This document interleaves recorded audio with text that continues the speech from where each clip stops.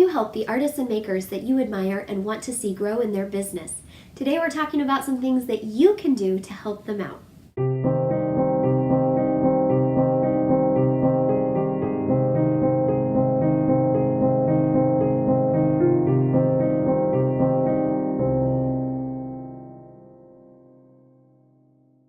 Hey there, Fiber Junkies! Welcome back to the Color Cauldron. I'm Johanna, the owner and dyer behind Potion Yarns and host of this podcast. Today we're going to have a video with a little bit of kind of two sections. The first part we're going to talk about the opening question that I had, which is how can you help the artists and makers that you admire to grow in their business, even if you're not a maker yourself. And then the second part we're going to do is kind of a little bit more of an update on what's been going on in my life recently, what's coming up for Potion Yarns in the near future, kind of over this next year and everything else. There's been a lot of stuff happening on my end that I haven't really talked about yet.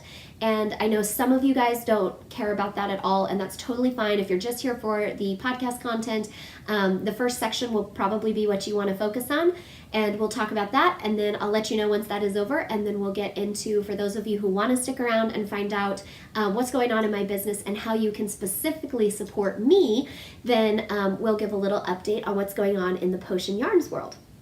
So let's start out today by addressing our topic that I mentioned in the intro, which is how do you help artists and makers that you admire so they can keep growing in their business? This is something that is very near and dear to my heart as a lifelong lover of crafts, arts, and the handmade industry, and someone who loves to support those kinds of businesses herself, as well as someone who is now in that business. I really enjoy helping to remind people that there is always something you can do, even if you don't have money, to help these businesses grow. If you think about it, small little entrepreneurial businesses like mom and pop shops and the local handmade makers in your community and all the ones that you love on the internet, even if they're not local to you, those kinds of businesses are like the backbone of America, and they're the backbone of the world, I think. I think it's so cool to notice how entrepreneurial efforts have been growing over the last decade or so all across the globe. And a lot of that is because people are starting to realize that these little businesses are essential to our economy, and they're really, really great to help support each other. It really helps us build a community where we care about each other and we help each other out. And in this day and age, with everything being technology and mass-produced and factory-made and cheap and reproducible, I mean, everybody has the same chair from Target. Everybody has the same wall art from Hobby Lobby, right? And I say that as someone who has some Target furniture in her house. I'm not judging here, but we all know that it's true. We all have the same kinds of things. So having those individual makers and artists and creators that are creating unique, wonderful pieces of art is really important. It gives you something unique and special, and it helps to bring art and beauty into your world. And there's so many benefits that you can get from working with a small business that you don't get from a larger corporation. Things like actually getting to see the people and getting to know the people behind your brand. When you work with a small business that only has a few employees, you're going to get to know the people that work there, and you actually, if you're in a local community or you're a repeat customer, you may even learn them by name after a while. When you send an email with a complaint or a concern or even just praise or a question to the company, if it's a tiny little business like mine, when my customers email Potion Yarns, they know that they get to talk directly to the CEO of the company, and I am the one who will respond to their email and respond to their questions. They're not getting foisted off on some employee who doesn't really care and is just getting paid to spit out the same mass-produced emails in response to their questions, right? Have you ever tried to call customer service at somewhere like Amazon? I don't even think you can call Amazon. I don't even think that's a thing. But if you email them, they have how many hundreds of people that are just manning their email lines.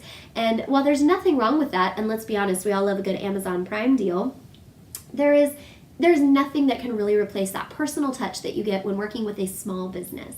And handmade makers in particular are especially dear to my heart because they not only bring that special small community touch, but also the amazing, beautiful work of art, that really special quality of beauty and uniqueness and artistry that you just don't get out of mass-produced stuff. So today we're going to talk about how you can help support these people since they're so important to our communities.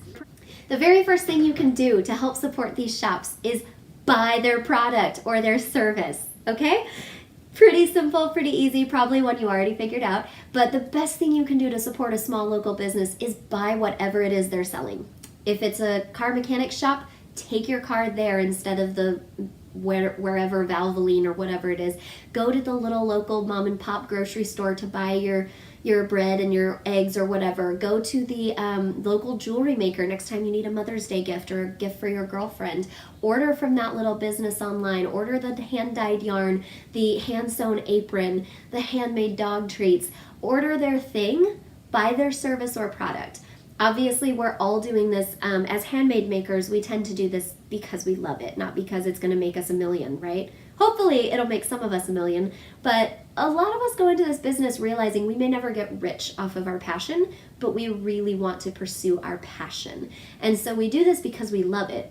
But you cannot eat love. You cannot wear passion. I mean, you can, but you can't just wear passion. So at the end of the day, we have bills to pay too. We have families to raise. We have things that we got to do. We have goals in our life, and we need money just like everyone else. So we wouldn't be able to stay in this business if we weren't making any money. So if people don't buy our product or service, eventually we're going to have to go out of business no matter how much we love what we're doing. It is a big misconception that if you build it, they will come. That's a famous line from a dorky movie, and it's totally not true. But it takes a lot more than that. You can't just do what you love and expect people to just show up and shower you with money. So a lot of us are working super crazy hard, and not every business is going to succeed. But you can help us by buying our product. And here's what I love to remind people is, let's say you're not the target audience for the maker that you are impressed with and want to support. For example, I have several very good friends of mine who don't knit, crochet, spin, or do anything at all with yarn or fiber. And they have no interest, despite my attempts to teach them or get them to learn. Some people just aren't into that. It's okay, I'm not into playing golf or going hunting. That doesn't mean that other people aren't or that it's wrong for them to be into those things. They're just not into my hobby, and that's okay. But I still have friends who love me and are proud of me and are impressed with my business and want to support it. So some of the best things that they have done for me is to find ways to still purchase my product even if they're not going to use it themselves. The best way to do that is give it as a gift to someone who will use it. A lot of my friends have bought yarn from me for coworkers in a Secret Santa swap, for their friends that knit and crochet, for their mom or grandma or aunt or sister or cousin or whoever. A lot of people have bought my yarn that they don't use themselves. They give it away or they buy it for something else. One of my friends bought some of my yarn and then paid one of her friends to crochet her some gloves out of the yarn that I did. So it was super cool. She supported both of us as makers. She didn't crochet or anything, but she saw some really cute gloves online. They found a Ravelry pattern, and she bought the pattern, bought the yarn from me, so she also supported the indie designer, and then she paid our friend to crochet her the gloves. And it was really, really great collaboration for all three of us, and she loved being able to support both of us, even though she's not normally our target customers. So that's a really great way to do it as well. But there are lots of ways you can help. I know that as much as you may love supporting handmade makers, we can't all support all of the makers that we love all of the time. I can't tell you how many amazing jewelry artists or painters are out there that I would love to be able to buy their stuff all the time, and I just can't afford everybody's all the time. That's totally fine. There are a lot of ways you can support without spending any money. So let's talk about some of those. The second thing you can do to help support makers is just talk about them. Talk about them to everybody whenever you can. Now, don't be that obnoxious person at the party who's like everything that you say is like, well, my friend who makes jewelry. Don't push it into the conversation. But as long as you're letting it come up organically and you're looking for opportunities to introduce it naturally into the conversation, it's an amazing thing to just talk about your friend's accomplishments, especially if they have a personal connection to you, like being a friend or a family member.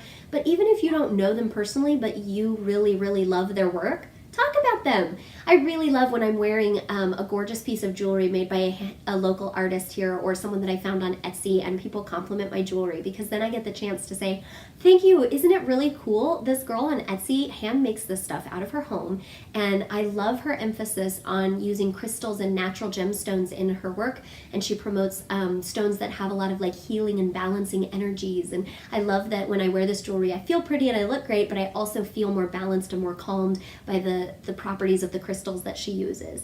So that's a really good way to accept the compliment and immediately talk about where you got it and the maker. The third thing you can do is to like and comment on or interact with their posts on social media. So this is a really, really big one, and it's so easy and it's completely free for you. It costs nothing to have a basic Facebook or Instagram account. If you don't already have one, you can set one up super easily, but most of us already have them by now. And you can like these people's pages, follow their work on Facebook and Instagram. Some people have Twitter accounts or other social media sites that you can follow as well. So start following the makers that you really admire and that you want to help promote. And then when you see their posts come up in your feed, interact with it. Give it a reaction. Like it, love it, whatever. And then comment. Commenting is so important because the more you interact with the post, the more it's going to push it into other people's feeds. So liking is great, commenting is even better. And if you can do both, that's like the best. But as a maker, I personally love when my clients take the extra time to leave me a little comment, even something as simple as just how pretty or something like that. But it means a whole lot to me when they will go to the trouble of reading the caption that I wrote and responding to any comments or anything that they are just thinking or feeling. I love to get that interaction with clients for a couple of reasons. First of all, comments push my posts higher up into the algorithms on Facebook and Instagram. So the more you comment, the more people are going to see my work. The second reason I really like it though is more of a personal one, which is it gives me great feedback from you guys so I can create content that you guys like better. If I ask questions and you answer them, that really helps me out. A lot of times I will ask, what do you guys want to see on the podcast? And when people take the time to leave an answer, however simple, that just gives me great ideas and steers me in the direction of what you want me to create. Even if it doesn't have to do directly with my business, like if I just say like, what's your favorite kind of weather? I really love when it's like early fall and it's getting crisp, but it's not really cold yet and the leaves are starting to change, but they haven't dropped yet. And I talk about like seasons and I say, what's your favorite season? I really love when people respond with that even because it helps me get to know my customers better, my audience better, and it's just exciting to feel like you're not just spewing out content into the ether and people are ignoring you, right? I love when I actually notice that people are noticing my work and interacting with it because it makes me feel like I'm not just this lonely little person typing on a computer or on my smartphone and sending it out and then hoping someone sees it and that's the end of it. I really love to get that interaction, but it also helps me learn more about you guys. And it can really be encouraging when you guys say nice things too. So like, comment, and then the next thing you can do is share their work on social media. Share it, not just on social media, share it wherever you can, but it's really easy on social media. You can repost on Instagram, you can just click the share button most of the time on Facebook, and make sure that when you do that, you're sharing from their actual business page or sharing a link to their website or something like that, because you want people to be able to trace it back to the origin so they can actually purchase or use the services. But share the content because the more people share it, the more people see it, and the more likely I am to find my right customers who are going to love my work and are going to purchase it, and then I can stay in business longer to keep doing what you love and keep creating great content and keep enriching our community, both online and locally. The fifth thing you can do to help out your artists and makers that you really want to support is send them encouraging messages. You don't have to know these people personally in order to send them something encouraging. This kind of goes along with liking and commenting. You can just keep it to a comment, which is very like unobtrusive, not weird, not demanding on their time at all. They can like it and not respond. They can respond to you if they feel like it. It's just a little way to send some love and send some encouragement. So saying something like, ooh, pretty, when somebody posts a new necklace that they made is awesome. But you know what's even more encouraging to the maker is when you say, wow, this piece is gorgeous. I love how you can really tell your passion comes through in this piece. Or I have a really sweet friend of mine who's not a fiber artist by any means, but she's a hard supporter of my work and is constantly sharing my work and sending friends to my shop and giving me incredible encouragement. And she frequently comments on my posts on Facebook. Even though she's never bought any yarn, and it probably won't because it's not her thing, she's so encouraging to me by leaving me these little comments. And she'll say things like, wow, every time I think you've gotten amazingly good, you post something new, and it's even better than the last time. or oh my gosh, I can't believe how you nailed these colors, or something like that, or oh my gosh, this reminds me of a Van Gogh painting, I love it. Or, she's just very, very effusive and encouraging, and she always makes sure to encourage and compliment me, the maker, not just the thing that I make, although she compliments the things that I make a lot too. I think taking that few extra minutes to leave an encouraging comment, or to send a private message or an email and just say, you know what, I just really love your work, or I admire so much what you're doing for the community. I really admire how you donate a portion of your proceeds to charity, or whatever it is that you admire about them. Tell them. You would not believe how hard it is day in and day out to do the thing that you're passionate about, not lose your passion, keep creating original content, run all of the boring background stuff you have to do, deal with your life in general, and not get discouraged as a maker. And sometimes just having someone send you an encouraging email or a private message that just tells you that you made a difference in someone's world, or that they just love your work and they're inspired by you, that can literally lift your mood for the rest of the week. That can turn a horrible month into an amazing month. Okay, and the last thing I have for you, this one is going to be a little bit different, and this one is going to be very limited to just people that you know personally. So this isn't going to be the kind of thing that you offer to just every maker that you meet at the craft fair or online. For one thing, you're going to have to be limited to geographic location. You're going to have to be close to them. And for another thing, you're going to need to be close to them emotionally. So this is best to do if your sister starts a business, your good friend starts a business, your cousin, whoever you feel close to and connected to emotionally, and you have a friendship with, who's a maker or an artist. This is the kind of thing you can do for them that you wouldn't be able to do to just someone that you admire but you don't personally know. And this is a little bit thinking outside the box, but it's something I thought of recently that I don't hear people talk about very often, but it's so true. And that is offer to help in whatever way they need. And what I mean by this is, like I've been mentioning, it's really, really tough being an individual maker, especially when you're first starting out and it's usually just you, no employees, you're on your own, oftentimes working out of your house, so you're trying to keep like your house together and like clean and cook and take care of kids or whatever it is you have to do. Take care of your fur babies like me that shed all over. You've got to live and entertain and be in this home, and you may have a spouse or a family that you have to share it with, or a roommate. And you also have to run a business out of that space. There's so many benefits to working from home, but there are so many unfun parts, like when your business starts taking over the dining room and suddenly you have nowhere to eat, and like me, I die out of my kitchen still.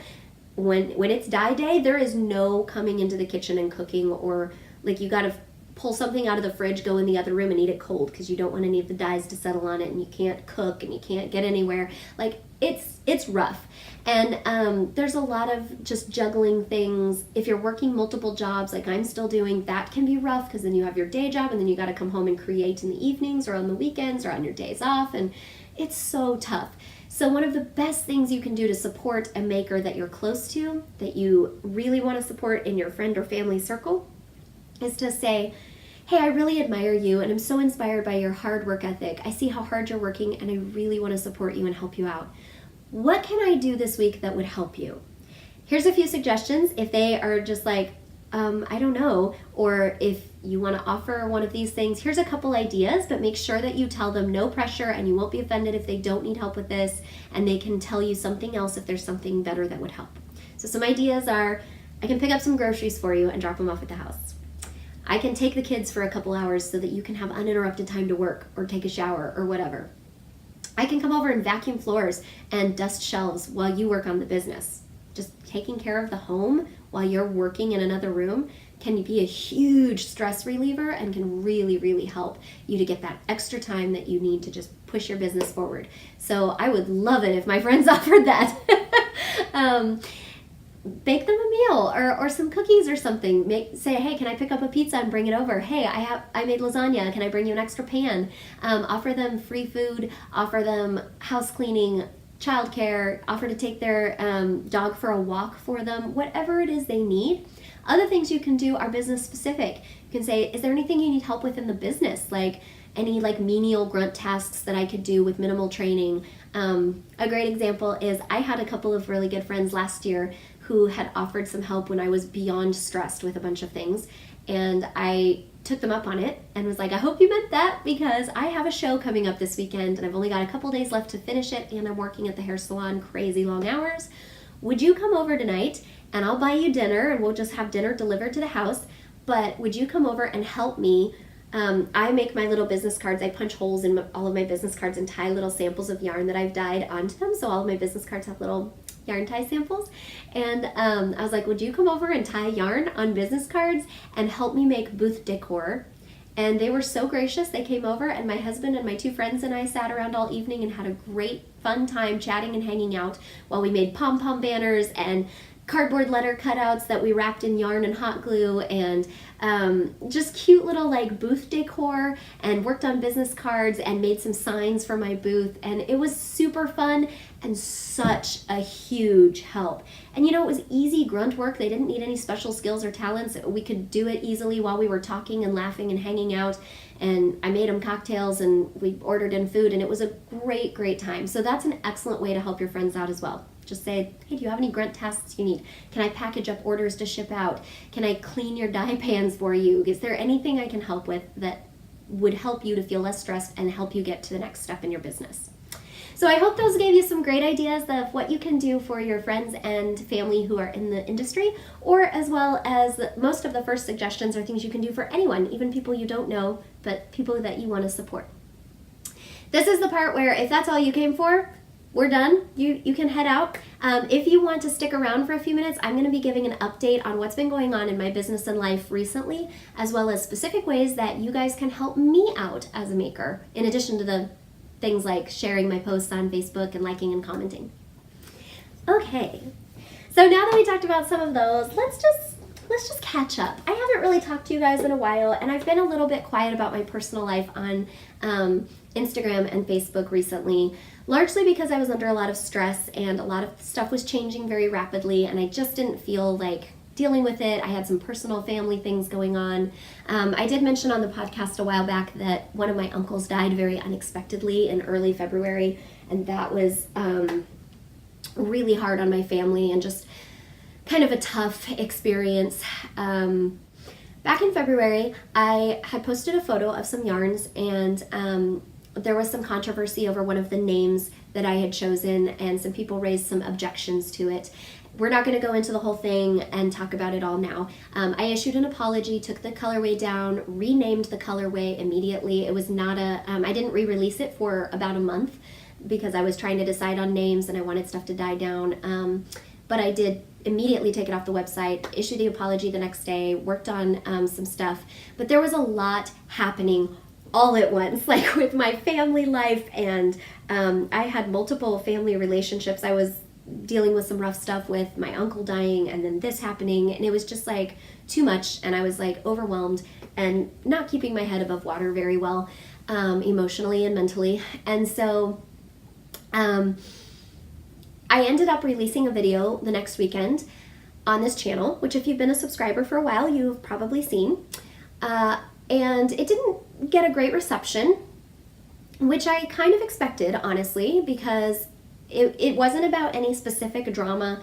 A lot of people thought that I released it because people raised objections to my colorway name and that I was somehow trying to defend myself with that video.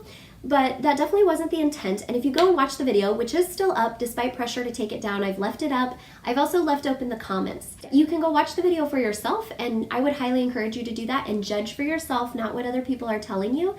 But the point of the video was made to just remind people that the fiber community is a family, and we want to treat each other with respect and love, and not be making each other's lives so miserable. And sometimes people are going to mess up. Yes, sometimes they're going to screw up. And sometimes you're going to think that they've messed up or screwed up, and they're not going to agree with you that it was a mistake. What can you do? As adults, all we can do is communicate and then choose how we're going to react. And I don't think that there's any good to be had from reacting out of resentment or anger or bitterness, or trying to ruin people's reputations, slandering people's character, trying to blackball people from the industry, etc. And that's what I saw going on for more than a month before it happened to me. I'd been thinking about saying something. I'd been trying to figure out how to approach the topic in a healing way instead of creating more drama. And then it happened to me. And so I released the video.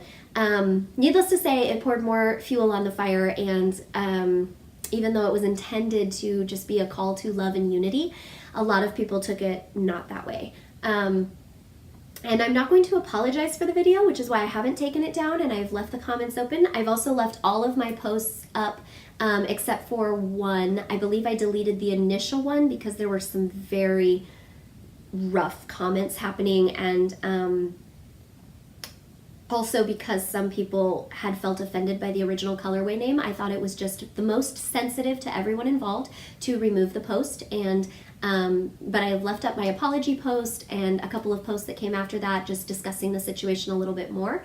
And that's all I'm going to say about that. You can go back and find them, and the reason I've left them up is not because I want the drama to continue, but because I want to be authentic and genuine and open about everything. And so I didn't block people or delete people's comments even when they weren't nice to me. I didn't take down posts that got inundated with negativity, because I believe everyone needs to have a voice, even if I don't agree with their voice. And so I left everything up. But that situation created a lot of difficulty for me, emotionally and mentally, just trying to figure out how to handle it best and what was coming next for my business, and just how to try and continue to promote healing in the industry. Because even though I was really hurt by a lot of what happened, by friends that I lost, by business opportunities that I lost, I didn't want to react out of hurt and make things worse. I wanted to try and be the voice of love and forgiveness that I was encouraging people to be in my video. In the meantime, one of the worst things that came out of that whole thing was, because I mean, getting hateful comments is not fun, but it's just part of being online, right? It's just part of interacting in a world with other people. You're not going to be everyone's flavor of the month, nor are you going to agree with everyone, and sometimes you're going to really piss people off, and you're just going to have to learn to deal with that. So the hateful comments were not enjoyable or fun for me, but it wasn't like, at the end of the day, okay, you can kind of just decide to let those roll off your back. I so appreciate all of you guys who reached out to me and sent me encouraging messages and emails, who purchased yarn and fiber, who supported the shop in multiple ways.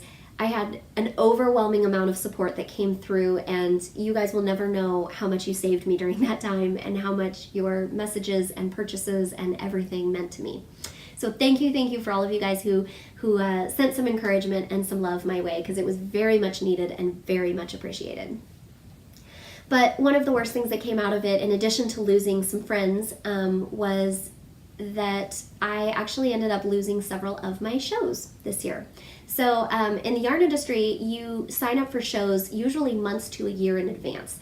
And so you have to apply online, you have to get chosen and your application accepted, and then you have to pay your booth fee and all of that stuff up front before you even go to make money. So I had been doing that. I traveled quite a bit last year trying to build my business to the point where I could go full-time with it. And I was doing really well and making a lot of good progress. And so this year I already had several shows lined up that I was planning to go to. And I lost two of them right off the bat. They basically just told me because of my posts that they couldn't allow me at their events. And despite some civil and cordial email communication with both of them, at least on my part, I tried to remain civil and cordial. Never really got concrete reasons, just I think they just didn't want the bad PR. And so I was kicked out of those shows, and that really hurt. I lost my local wholesaler. She decided that because we have different opinions, that we cannot do business together. And so that was really hurtful as well. And as you can imagine, all of these lost opportunities cut into my business income quite a bit and have really messed with my schedule. It's now late enough in the year that I couldn't reapply for shows at the beginning of the year at least, because they have cutoff deadlines and you can't apply. And so I am having trouble finding shows that I can replace those with. And then to make it all worse, once the initial couple weeks was over, it was really bad for about 2 weeks. And then stuff started dying down, and I was like, okay, we're back on track, we're getting better, it's fine, I can survive this. And I had so much support and so many great sales. My business actually was doing even better financially during that time than it had been before, even though emotionally it was rough. And so I was so encouraged with that. And then I found out about a month after the initial conflict, I got kicked out of my last big show, which was Stitches Midwest. And I didn't even get a reason with that one. There was no explanation, just a very curt letter telling me that I was no longer allowed to be there. And despite all of my attempts to get a hold of them, they're just impossible to get a hold of, so I still don't know what the reasoning is for, but I imagine it has to do with this. I was told by one of the smaller shows that kicked me out that a petition had been started to get me kicked out of these shows. And I believe that the person who circulated that petition with that show has also probably been circulating it to wherever they see my name crop up as a vendor. And that's why one by one these shows fell off. I don't have any proof of that. I don't know that, but that is my suspicion. And because all of this is happening mostly online, where people can easily make fake accounts and have anonymous names and things, and it's really hard to trace, it's really hard to even figure out who's behind it or what I did to piss them off so much or anything. But yeah, I've been having a rough time. And then to top it all off, right after I got kicked out of the first couple shows and lost my wholesaler and just felt about as low as a human can feel, I found out I'm pregnant. So, hooray for me! All the big changes all at once. So, if you notice the last week or two that I'm looking a little bit bloated and fat, that's why. So yes, Mr. Potion Yarns and I are expecting our first baby in October, and it's been exciting and crazy, and we're really thrilled, but we're also a little overwhelmed, and the timing was not ideal, just because of all the stress and other changes that we were going through at that time. So that has thrown a lot of stuff at us as well. So the reason I tell you all of this is because Potion Yarns is going to look a little different over this next year. 2019 is not going to be at all what I thought it was going to be, and not at all what we had planned, and not at all what we had worked for, but that's okay. And it's taken me a couple months to get to the point where I can genuinely say that's okay, but it is. So all of that to say, because of the baby, I will not be able to travel towards the end of the year. So my travel time for 2019 is very limited, and also the first part of 2020 will also probably be a bit limited as well. I am still going to be dyeing yarn and selling it. Don't worry, Potion Yarns has no plans to go anywhere at this point, but I think we're going to have to limit it to small trunk shows and online orders and things like that for right now. I am still going to do a few small shows here and there. I'm really hoping next year to get back into doing bigger shows, but our life is just going through a lot right now, and I physically won't be able to travel as much, and we're kind of changing up our budget and what our personal finances look like, and so there might be some shifts around with the business and time I can devote to it and things like that. Plus, just physically, I'm exhausted all the time anymore, so. But here's what you can do to help. First of all, like I mentioned in the previous section, please buy my product. Your online support is even more important to me now that I won't be able to travel as much, and now that I am suffering from a bit of blackballing in my industry, and I am having trouble with some of my business opportunities that I'm finding it difficult to get support for. So online sales are even more important to me now. You can join my newsletter, which I'll put a link to below so that you can sign up for that if you're not already on the newsletter sign up. Join my newsletter. I am not super great about sending it out regularly, but I'm getting better. And the goal was to send it out twice a month, but it might go down to only once a month right now just because of everything I've got on my plate. So the good news is you won't be inundated with emails.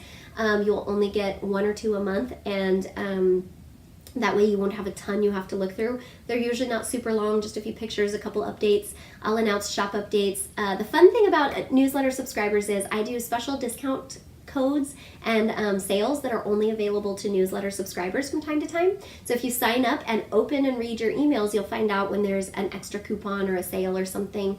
And sometimes you'll get sneak peeks about new products before they launch on my social media. Sometimes you'll get the opportunity to order things a little bit earlier before they hit the shop. So it's good to be on the VIP club because you get the insider information faster. And I also send out information about trunk shows and any in-person shows that I'm doing. So you'll find out about upcoming events that I have. Like this summer, I've got a couple lined up for early summer. And so you definitely want to make sure you're on the newsletter so you get reminders about those as well. So sign up for my newsletter, buy my stuff. That will really help. Please, please, please, if you believe in prayer, please be praying for me and for Mr. Potion Yarns. We are going through a lot right now, and we're really excited about the new changes coming to our life, but it's also overwhelming and scary. If you're not someone who prays, anything positive you can send our way, like good vibes, positive thoughts, light a candle, whatever it is you do for people that you're trying to send positivity to, however you send positivity, we could totally use anything and everything you could send right now. And a lot of the things all of the things I said in the first part of this video are really, really important to me too. Hope that didn't come off as too whiny and poor me. It's really not. Honestly, this situation has taught me a lot of really valuable lessons. One of them being that something I already knew about myself is I am way too concerned about what other people think about me. And I really struggle with needing other people's approval of my life and actions at all times. And it's something I've known about myself my whole adult life and I've been working on, but this was a very visceral reminder that I'm still not doing awesome in that area at times, and that I really need to practice the art of doing what I believe is right and living authentically to my conscience and trying to always make sure that I'm becoming the best version of me that I can be. And then if I am genuinely striving to become a better person at all times and I believe that I did the right thing, then I just have to let it go what other people think, because honestly, I can't please everybody. Like I said, I'm not going to be everybody's flavor of the month, and that's okay. That's totally fine. And there are a lot of you guys out there who I know agreed with me and supported me, and your support meant the world to me and reminded me that there is a reason that I'm doing what I'm doing, and not everyone's going to agree with me, and that's okay. They need to live by their conscience, but I also have to live by mine. So that was a really strong lesson. I think this was a lesson too in just kind of standing up for myself and my business, and it really taught me a lot about drawing boundaries, because I wasn't doing a great job of keeping my personal life and my business life separate. And this taught me, unfortunately, in a lot of bad ways, that I needed to do a better job of keeping my family and my personal life safe and protected from the outside business world. And so I have changed a few things in my business. Most of it won't even affect you guys, but just things that affect me and my family. But we changed some things, and we're doing things a little bit differently now to protect our family and our time together and our private space and our information, so that we're not as much at risk from outside influences disrupting our family life, because that is a really strong priority to me. So that was a really important lesson. And the other thing that I wanted to remind you guys is sometimes when things seem unjust or unfair, or when things just seem really, really hard, even if they're fair, sometimes things just stink, right? And you're just like, man, my life is so rough right now and I just need something good to happen. When it feels like that, I think it can be a really powerful time to learn how to turn things around, create the own magic in your life. That's what this channel is all about. That's what Potion Yarns is about. I posted about this recently on Instagram and Facebook, that I created Potion Yarns, yes, to sell beautiful yarn, absolutely. But the primary goal of my business, the primary mission of my business, is to inspire people and teach people how to create their own magic, how to take control of what they can control, and how to learn to live gracefully with what they can't, and how to turn that into a magical, beautiful life, a creative life that you love and are proud of, and that you know that you built yourself. With all of its flaws and all of its beauty, you built it yourself, and you can be proud of that. And this was a really visceral reminder for me. I'm not going to do everything right, and even when I think it's right, not everyone is going to agree with me, and I'm going to have consequences. And you know what? I made it. I built this life, and I can learn to accept the flaws. I can learn to accept the rough times, because there's also good times, and there's exciting new adventures coming, and sometimes I'm a little freaked out by them, but mostly I'm excited, and I really think that the future is bright for Potion Yarns. And you know what? Worst case scenario, my business goes under, and I'm a creative person. I'll just create something new. I'll just start another one and another one and another one, because that's what I do. But I don't think it's going to come to that. I think this is just a great regeneration time.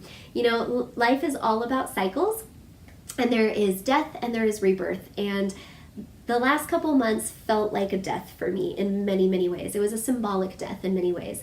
A lot of almost everything that I'd planned for this year at the beginning of the year died, even when it was because of a good thing, like a baby. A lot of it died, and a lot of it changed, and a lot of it seemed like it's dead, and we'll see if it revives again later. But I think all of it is the chaos of churning everything up so that new life and new growth can start. And I'm really excited about the new life and new growth that is coming. I feel it coming so hard, and I'm so ready for it. I mean, I'm scared of it, but I'm ready for it, and I'm really excited that you guys, those of you that stuck around this long, I'm so excited that you are here and that you want to be part of that new growth and that new life as well. So thank you guys so much for all your support, for all your love, for all your beautiful yarn photos of the things you make with my yarn, and I hope that you guys will be inspired and encouraged if you're going through a rough time, because we all have them. Remember, it's just the rebirth cycle. It feels bad right now because something is dying. Maybe a lot of things are dying, and that sucks in a way, but that's making room for something better to come along. That's making room for new growth and new life and a new you. So, I hope you guys have a great rest of your week. Feel encouraged, feel excited, feel inspired. It's spring, which means new life and new growth and great new things coming. I hope you have a good week, and I will talk to you later, but it is now time to cast off. Love you.